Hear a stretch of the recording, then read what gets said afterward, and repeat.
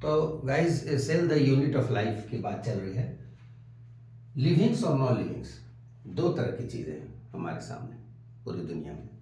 अब आप इसको कैसे डिफरेंशिएट कर सकते हैं, आप इस लेवल पर, अपने इस लेवल पर जिसमें आपको 12th बोर्ड और नीट की बात होती है तब, तो आप कहते हैं कि लिविंग्स में सेलुलर ऑर्गेनाइजेशन होता है। हमारा शरीर, हमारा बॉडी जो लिविंग्स है वो कई सेल्स का बना हुआ होता है। अब किसी में एक सेल का बना हुआ है यूनिसेलर, किसी में बहुत सारे सेल के हैं बॉडी, तो ठीक है multi cellular.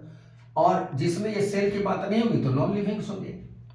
Definite shape and size, livings में डेफिनिट शेप एंड साइज होता है, बॉडी का एक शेप एंड साइज होता है। यदि कहीं आप देखेंगे कि थोड़ा बहुत बदलाव आया है एक्सेप्शनली, तो आप अमीबा की बात कर लेते हैं कि सर वहां पर तो ऐसा नहीं है, ठीक है एक्सेप्शनली, लेकिन generally definite shape and size होता है। नॉन लिविंग्स में ये बात होती नहीं है। फिर आता है मेटाबॉलिक एक्टिविटीज। हमारे शरीर में जितनी भी लाइफ एक्टिविटीज होती रहती हैं उनके सम टोटल को हम मेटाबॉलिज्म कहते हैं। कुछ कंस्ट्रक्टिव होते हैं जिसको एनाबॉलिज्म कहते हैं, कुछ डिस्ट्रक्टिव होते हैं जिसको हम केटाबॉलिज्म कहते हैं। आप सोचेंगे कंस्ट्रक्टिव क्या हो गया, क्या ऐसा बन गया भाई, डिस्ट्रक्टिव में कौन सी ऐसी बात आ गई उनके सामने विपत्ति पड़ के? नहीं नहीं, ऐसी कोई बात नहीं है। एनाबॉलिज्म का मतलब है छोटे छोटे मॉलिक्यूल्स मिलकर बड़ा मॉलिक्यूल बनाते हैं, सिंपल सी बात है। When several simpler molecules, smaller molecules unite together to form a bigger molecule, that process is called anabolism. And when a bigger molecule is broken down into several smaller molecules, components, उनको क्या कहते हैं, catabolism. तो anabolism plus catabolism is equal to metabolism. हमारे में होता है ये, जैसे न्यूट्रिशन होता है, रेस्पिरेशन होता है, ग्रोथ होता है, लोकोमोशन होता है, एक्सक्रीशन होता है, सारी चीजें होती है, रिप्रोडक्शन होता है। लेकिन सबसे ज्यादा जरूरी जो है वो ये है कि हमारे अंदर जितने भी दुनिया में, जितने भी सराउंडिंग में सेंस आप प्राप्त करते हैं ना, स्टिमुलस, स्टिमुली, उसको आप रिसीव करते हैं, उसको आप रिस्पॉन्ड करते हैं। टच हो गया, केमिकल हो गया, लाइट हो गई, ग्रेविटेशनल फोर्स हो गया, इन सब चीज़ों के प्रति जो रिस्पॉन्स करते हैं, तो ये कंससनेस, ये बहुत ज़रूरी है, सबसे ज़्यादा डिटरमाइनिंग फीचर आता है आपका सामने। और डेफिनेट लाइफ स्पैन हमारा होता है ऐसा माना जाता है, लेकिन नॉन लिविंग्स में ऐसा कुछ भी नहीं होता है। तो फिर लोग सोचते क्यों नहीं कि डेड क्या होता है? अरे बाबा, लिविंग्स में तो लाइफ है, नॉन लिविंग्स में लाइफ नहीं है। लेकिन डेड क्या है? पहले कभी लाइफ था, अब नहीं है। तो that life form which had life earlier, presently no life, dead. Non-livings, those which had no life, which have no life, and which will have no life. Non-livings. Livings, they have life. They perform life activities, metabolic activities.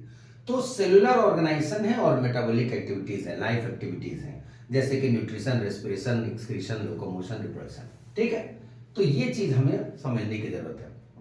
अब आप कहेंगे कि livings में कैसे cell unit की तरह काम करते हैं। याद कीजिए, एक बहुत अच्छी बात मैं आपको बताना चाहता हूं। वो बात है कि लाइफ फॉर्म्स में, मैं डस्टर खोज रहा हूं कि आपको आगे कैसे बताया जाए, कि लिविंग्स में 4 चीजें जरूर आती हैं।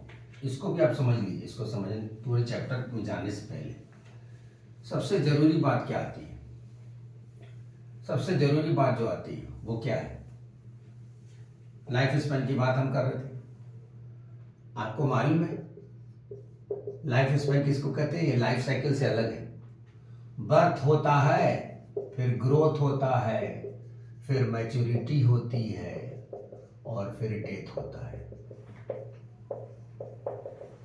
ये देख लीजिए, तो birth, growth, maturity, death. Birth से लेकर के डेथ तक का जो सफर है उसको हम लाइफ स्पैन कहते हैं। लाइफ साइकिल में बहुत सारे स्टेजेस आते हैं, वो अलग बात है, आप पढ़ेंगे, हप्लॉयड, डिप्लॉयड और क्या क्या उसमें गैमेटोफाइट, क्या बहुत सारी बातें होती हैं, वो हम बाद बात करेंगे। तो बर्थ, ग्रोथ, मैच्योरिटी और death.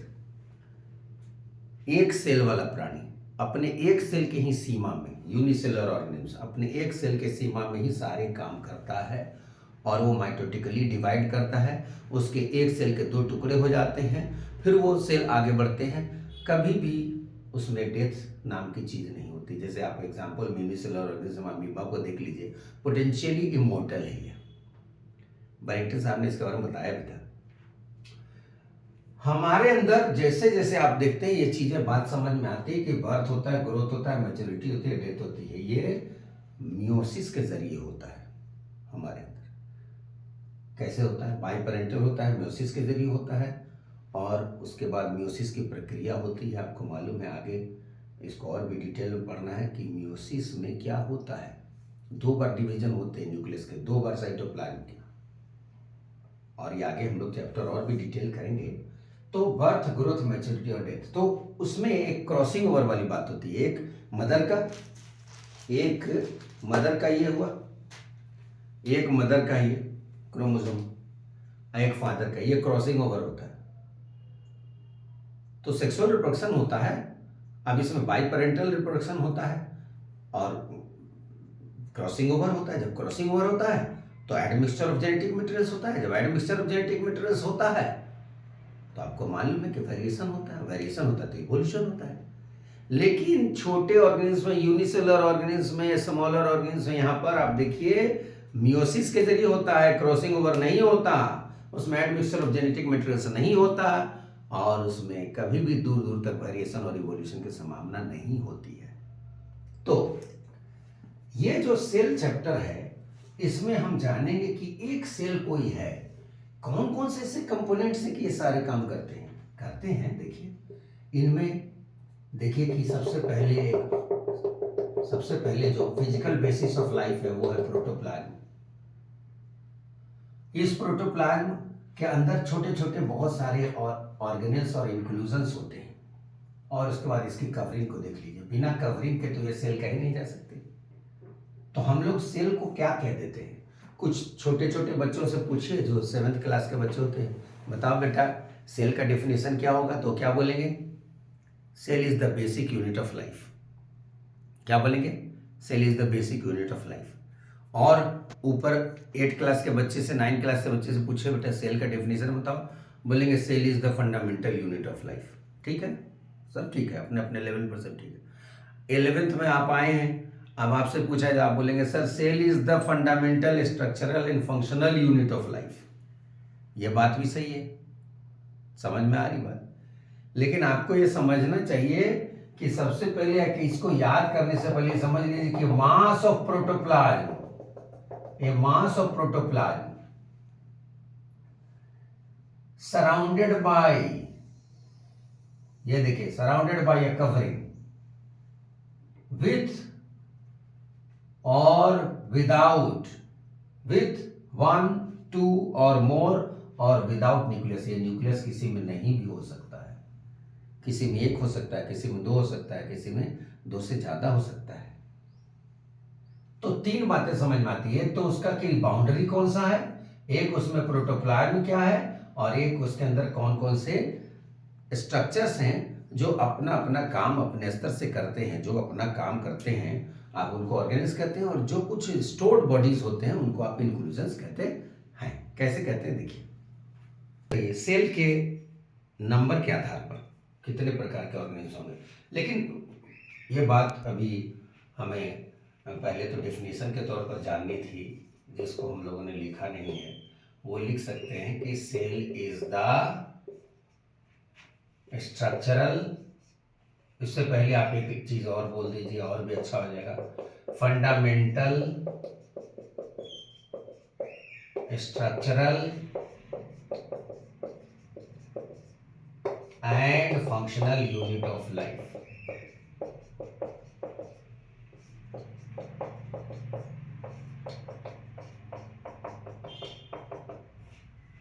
Fundamental structural and functional unit of life, ये लिविंग थिंग्स का, लाइफ का एक ऐसा यूनिट है जिसके अंदर सारी मौलिकताएं हैं, सारे उनके कार्य, उनके रचना सब उन्हीं की वजह से है। सेल नहीं तो कुछ भी नहीं। अब सेल्स आपस में मिलेंगे तो क्या बनाएंगे? टिश्यूज बनाएंगे, फिर ऑर्गन्स बनाएंगे, फिर ऑर्गन सिस्टम बनाएंगे, फिर पूरा इंडिविजुअल बनेगा, ऐसे लेके आगे बढ़ेंगे। उसको हम levels of organization of life कहते हैं।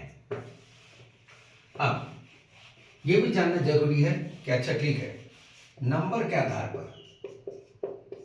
आधार पर जो सेलुलर ऑर्गेनिजम्स हैं, लिविंग ऑर्गेनिजम्स हैं, वो कितने प्रकार के होते हैं। लिविंग ऑर्गेनिजम्स दो प्रकार के होते हैं, एक हो गए यूनिसेलुलर, एक सेल वाले, यानी कि सिंगल सेल,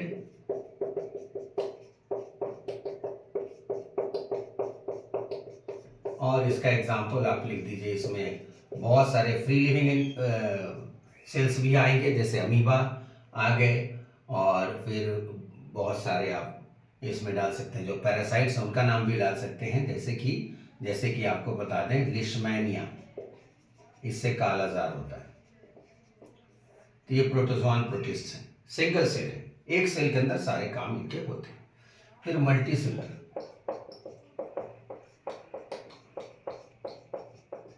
अब इसके लिए क्या है, इनके पास टिश्यूज हैं, ऑर्गन्स हैं, ऑर्गन सिस्टम्स हैं, ये मेनी सेल्ड ऑर्गेनिज्म है, इनका ऑर्गेनाइजेशन थोड़ा बड़ा है। अब इसके एग्जाम्पल में आप जो भी चाहिए लिख सकते हैं, जैसे आप ह्यूमन बीइंग के बारे में लिख सकते हैं, बड़ा सा पीपल ट्री आप लिख सकते हैं, उसके बारे में लिख सकते हैं, ये सब बहुत सारी बातें आपको याद करनी पड़ेगी। लेकिन फर्क ये है कि दोनों ही जगह आप देख रहे हैं कि हम कह रहे हैं नंबर ऑफ सेल्स का फर्क है, लेकिन बेसिकली सिमिलरिटी आप देखें तो सब में सेल्स ही काम कर रहे हैं। इसमें एक सेल काम करने लगे, फिर वह बहुत सारे सेल आपस में मिल करके टिश्यूज बनाए, फिर ऑर्गन बनाए, फिर सिस्टम बनाए, इस तरह से चलने लगा।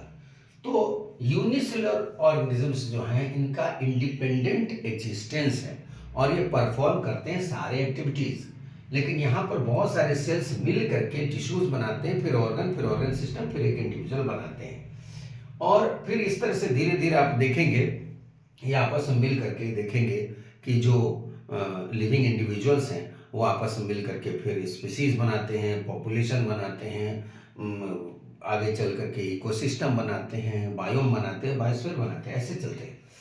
तो ये बात होती है। अब आपके दिमाग में ये बात आएगी कि अच्छा बताइए सर, ये सेल की बात आई कहाँ से? डिस्कवरी।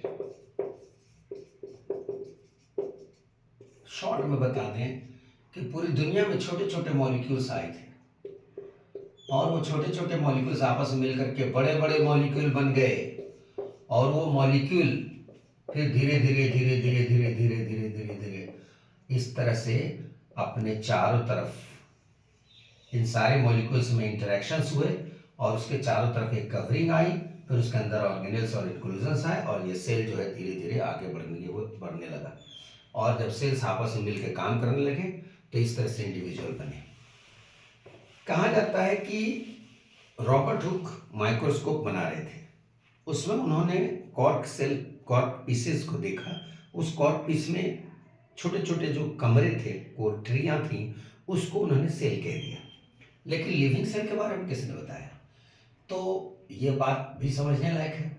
तो Robert Hooke actually he was making a microscope, और उसमें उन्होंने कॉर्क पीस में जो सेल देखे, वो जो कमरे दिखाई दिए, चैम्बर्स दिखाई दिए, चैम्बर्स जो दिखाई दिए पीस ऑफ कॉर्क में, वो डेड सेल कहा गया, डेड सेल माना गया, पीस ऑफ कॉर्क, उसको हमने डेड सेल्स, नाम सिर्फ सेल दे दिया, वो एक्चुअली डेड सेल। लेकिन एंटोनी वॉन ल्यूवेनहॉक को माना जाता है कि उन्होंने एक राह दिखाई, और वो कहा उन्होंने कि लिविंग सेल्स के बारे में हम बताए दे रहे हैं। अब वो कौन थे living cells? Those of bacteria and protozoans. Bacteria और प्रोटोजोआन्स के बारे में उन्होंने सबसे पहले बात बताई। तो ये लिविंग सेल्स, लाइव सेल्स की बात हो रही है। एंटोनी वॉन ल्यूवेनहॉक वो एक अलग साइंटिस्ट थे, रॉबर्ट हुक अलग साइंटिस्ट थे। तो आपको इसके बारे में चर्चा करनी होगी। ल्यूवेनहॉक जो है उन्होंने लाइव सेल्स को सबसे पहले देखा, उसके बारे में बतलाया, लेकिन ये सेल यूनिट ऑफ लाइफ तो क्लियर हुआ नहीं। ये तो डिस्कवरी की बात हो गई कि हुक साहब ने बताया पीस ऑफ कॉर्क को देख के डेड सेल्स, और इन्होंने बताया बैक्टीरिया प्रोटोजोआस के सेल को देख के लिविंग सेल्स को बता दिया। अब ये बात आती है कि अच्छा ये बताइए कि बहुत सारी थ्योरीज दी गई, लेकिन उसमें जो सबसे बेहतरीन थ्योरी निकल के आई वो दो नाम से आई। सबसे पहले तो आपको बता दें, एक स्लाइडेन साहब थे, स्लाइडेन साहब उन्होंने बताया कि प्लांट्स जो होते हैं उनके अंदर यूनिट जो होता है वो सेल्स होते हैं। तो सेल्स जो हैं प्लांट बॉडी के अंदर यूनिट के रूप में काम करते हैं, ऐसा उन्होंने बताया। फिर स्वान अब ये स्लाइडेन जर्मन बॉटनिस्ट थे, और ये जो थे, ये स्वान साहब कौन थे? स्लाइडेन साहब ने बताया प्लांट बॉडी के यूनिट के तौर पर सेल्स थे। स्वान साहब ने बताया कि सेल्स ही थे, लेकिन वो प्लांट और एनिमल बॉडी दोनों के थे, प्लांट बॉडी और एनिमल बॉडी दोनों के यूनिट। इसके लिए उन्होंने बताया कि प्लांट बॉडी में देखिए सेल वॉल हुआ करता है जो थोड़ा सा हार्ड एंड रिजिड होता है, और एनिमल बॉडी में जो होता है वो आउटर बाउंड्री, वो प्लाज्मा मेम्ब्रेन होती है, वो सॉफ्ट एंड डेलिकेट होती है। सारी बातें आ गई, ये हाइपोथेटिकल फॉर्म में आ गई।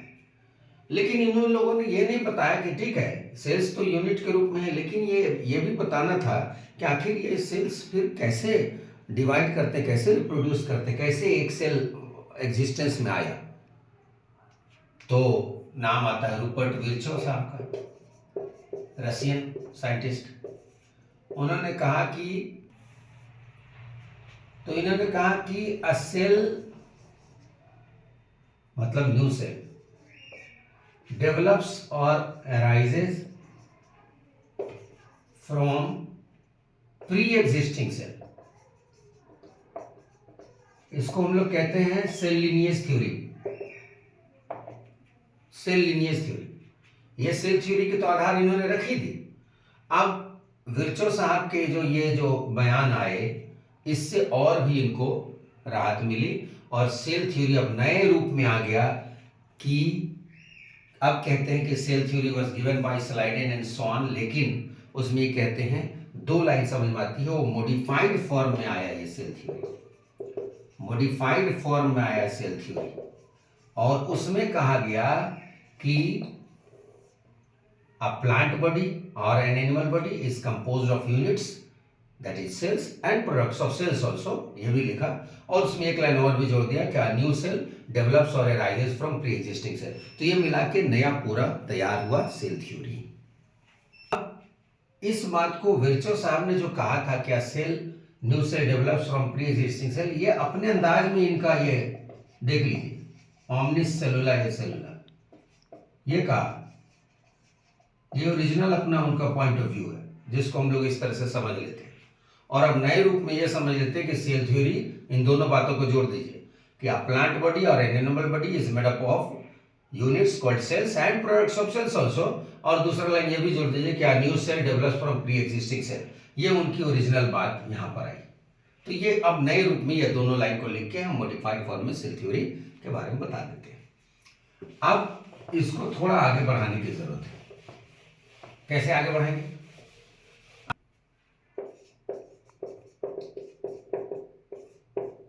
अब सेल्स के शेप की बात चली। शेप तो अलग अलग प्रकार के होंगे भैया। कैसे अलग अलग प्रकार के होंगे?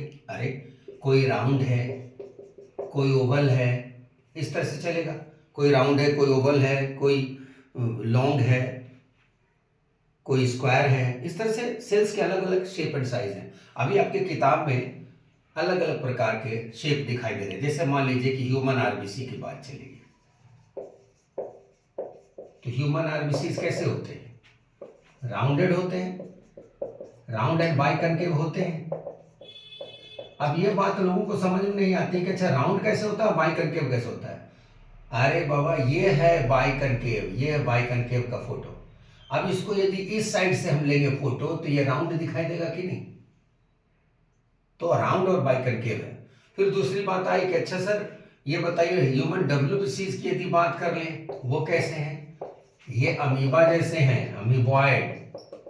आपकी किताब में डायग्राम बने हैं, अमीबॉइड, हाँ, अमीबा जैसे, अमीबा लाइक, लोकोमोशन, मूवमेंट करते हैं।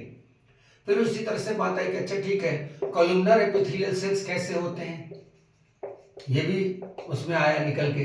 तो कॉलमनर एपिथेलियल सेल्स देखिए लॉन्ग है, कॉलम लाइक है, लंबे लंबे सेल्स हैं।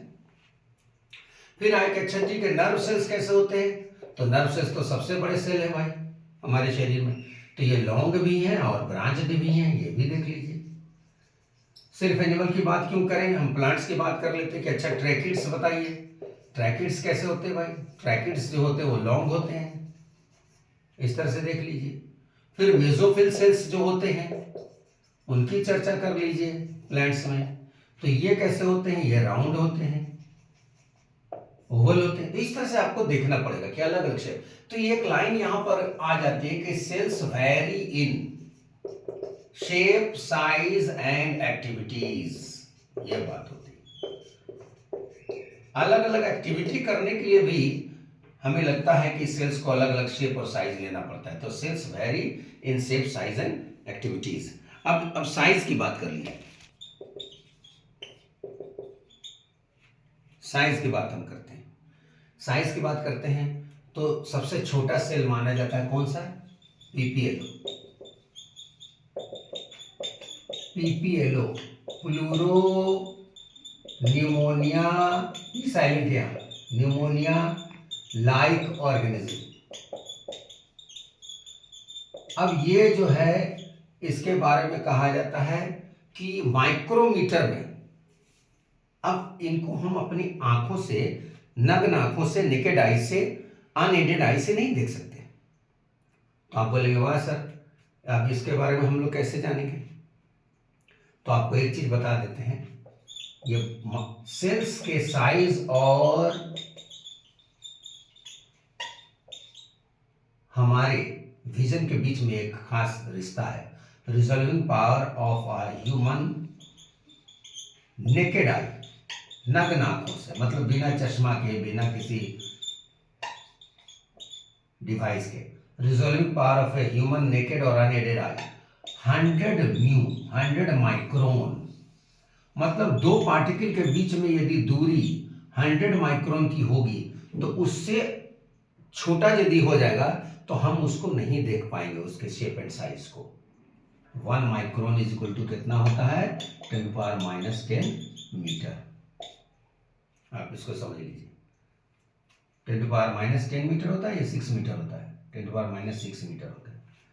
तो ये आपको समझना पड़ेगा कि कितना छोटा हो जाता है एक पार्टिकल जैसा, और उसके अंदर सारी प्रक्रियाएं हो रही हैं। आप समझिए इसको, कितना छोटा हो गया, वाह। अब ये इतना छोटा हो गया, अब इसको देख लीजिए, लार्जेस्ट सेल। लार्जेस्ट सेल कौन है? आइसोलेटेड फॉर्म में है एक अलग सा, और वो है an egg of ostrich. Ostrich एक फ्लाइटलेस बर्ड है जो अफ्रीका में और अमेरिका में पाया जाता है, दोनों जगह। अब ये लार्जेस्ट सेल माने गए हैं, और इसका डायमीटर लोग कहते हैं कि ये, समझ लीजिए कि आप समझ सकते हैं कि कह सकते हैं कि इसकी लंबाई चौड़ाई यदि देखी जाए तो 15 सेंटीमीटर इंटू 13 सेंटीमीटर, ऐसे इसका हिसाब आता है, और वेट जो है करीब करीब 1.5 kg के आसपास होता है। तो आप समझ सकते हैं, तो ये बात आती है।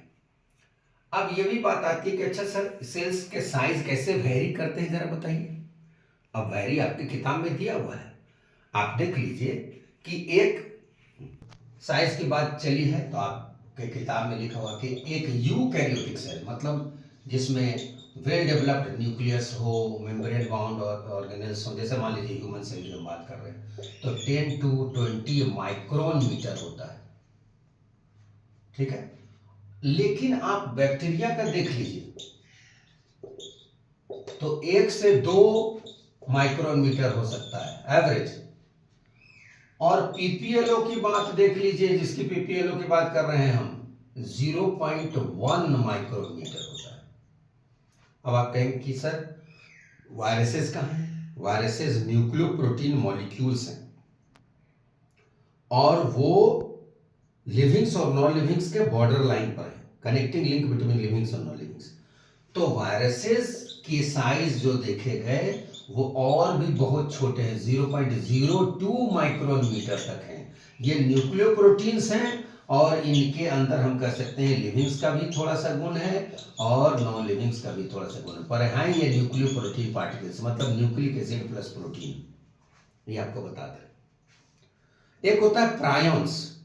प्रायंस जो होते हैं, PRIONS, प्रायंस जो होते हैं ये क्या होते हैं, ये सिर्फ और सिर्फ प्रोटीन्स होते हैं, इन्फेक्टेड प्रोटीन्स होते हैं, इन्फेक्शस प्रोटीन्स जो प्रोपिगेट करते हैं हमारे अंदर Kuru and mad cow disease. ये सब बात आप अपनी जानकारी के लिए रख सकते हैं, लेकिन यहाँ पर मुख्य मुद्दा है कि सेल्स वैरी करते हैं साइज में, शेप में, उसका मुख्य आधार हो सकता है फंक्शन, ये आप जान लीजिए। यूकैरियोटिक सेल में 10 से 20, बैक्टीरिया में एकदम नीचे चले जाइए 1 से 2 माइक्रोमीटर, पीपीएलओ में 0.1। कहाँ छोटे बड़े सेल की आप तुलना कर लीजिए, ये साइज की बात होगी। सबसे लंबा सेल कौन है? सबसे लंबा सेल यदि होगा हमारे बॉडी में तो नर्व सेल है। कहते हैं कि नर्व सेल, न्यूरॉन जिसको आप कहते हैं, ये करीब करीब 1 मीटर तक हो सकता है, ऐसा माना जाता है। अब ये बेसिक्स हमने आज आपको बतलाए, वर्षों के एक्सपीरियंस को मैं शेयर कर रहा हूं ताकि हमारे जो भी एस्पिरेंट्स हैं नीट के, वो बेसिक्स को मजबूत करते हुए बेस्ड ऑन एप्लीकेशन क्वेश्चन बनाएं। बहुत कम समय है, काम ज़्यादा है, लेकिन ठंडे दिमाग से काम करना है। कहते हैं कि दुनिया में मेहनत और धैर्य से बड़ा कोई गुण नहीं है। इसको अपनाइए और आप हमारे चैनल प्लैनेट बायो को जरूर लाइक कीजिए, शेयर कीजिए और सब्सक्राइब कीजिए। Good luck and God bless you.